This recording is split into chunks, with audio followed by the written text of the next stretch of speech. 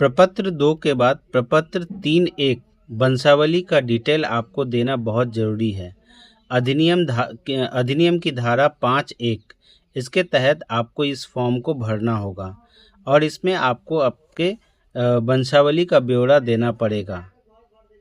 ठीक है। इसके लिए सबसे पहले आपको शिविर प्रभारी यानी आपका अंचल कौन सा पड़ता है, अनुमंडल क्या है और जिला क्या है, ये आपको सबसे पहले भरना पड़ेगा। जैसे अंचल हम लोगों का जंदाहा है, आपका जो अंचल होगा वो अंचल आप यहाँ भरेंगे। अनुमंडल क्या है वो देंगे, जिला क्या है वो देंगे। इन सभी चीज़ को देने के बाद आपको यहाँ पर जानकारी देना पड़ेगा, जैसे कि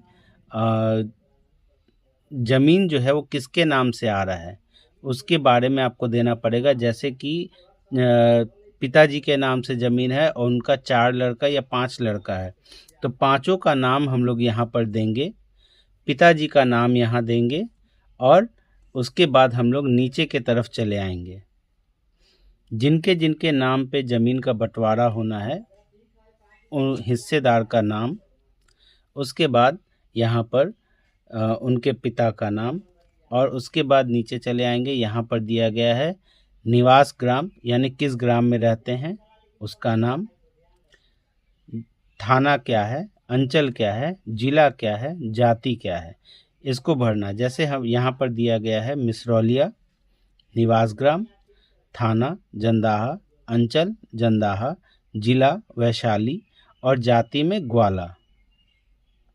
इस तरह से आपको इस फॉर्म को भरना है। इसके बाद हम लोग आगे की तरफ जाएंगे। यहाँ पर थोड़ा आगे कर लेते हैं। इसके बाद हम लोग देखेंगे ने भूमि जिसका विवरण आवेदन के साथ संलग्न प्रपत्र 2 में अंकित है, यानी प्रपत्र 2 में जो हम लोग भरे थे जिनके नाम का ज़मीन है उनके बारे में अब हम लोग को डिटेल देना है। जैसे 5 भाई हैं, 5 भाई के पिता का नाम क्या है, जिनका स्वर्गवास हो गया है तभी तो ये ट्रांसफ़र हो रहा है। एक बात आपको यहाँ ध्यान में रखना है कि जिनकी मृत्यु हो गई है वहाँ से और उनके नाम पर ज़मीन है वहाँ से वंशावली स्टार्ट होगा और आपके नाम तक यानी जो जीवित हैं जीवित तक आपको लेकर के आना है। आप चाहेंगे कि ज़मीन का बंटवारा हो जाए तो बंटवारा इसके तहत नहीं होगा।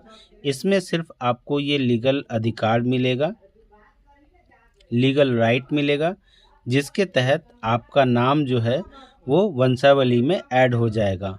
यहाँ पर हम लोग सबसे पहले भरेंगे जिनके नाम पर ज़मीन है उनका नाम, स्वर्गीय आनंदी राय, स्वर्गीय गोकुल राय पिता का नाम, उसके बाद ग्राम कौन सा ग्राम में वे रहते हैं या रहते थे और उनका ज़मीन जो है वो किस ग्राम में है, राजस्व ग्राम, उसके बाद अंचल के जमाबंदी क्रमांक संख्या यानी उनका ये ज़मीन का जो जमाबंदी संख्या है उसको वहाँ डालेंगे।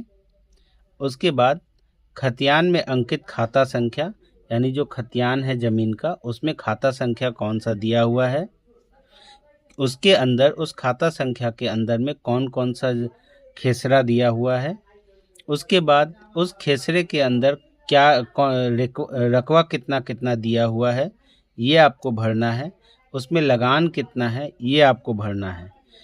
तो वंशावली या हिस्सेदारी के तहत आपको इस फॉर्म को भर करके जमा देना होगा और याचिकाकर्ता ओ का हस्ताक्षर और तिथि यानी जो एप्लीकेंट हैं जो इसको अप्लाई कर रहे हैं उनका एक सिग्नेचर और डेट यहाँ पर देना जरूरी है। इस तरह आप इस प्रपत्र को भर सकते हैं और भर करके जमा दे सकते हैं।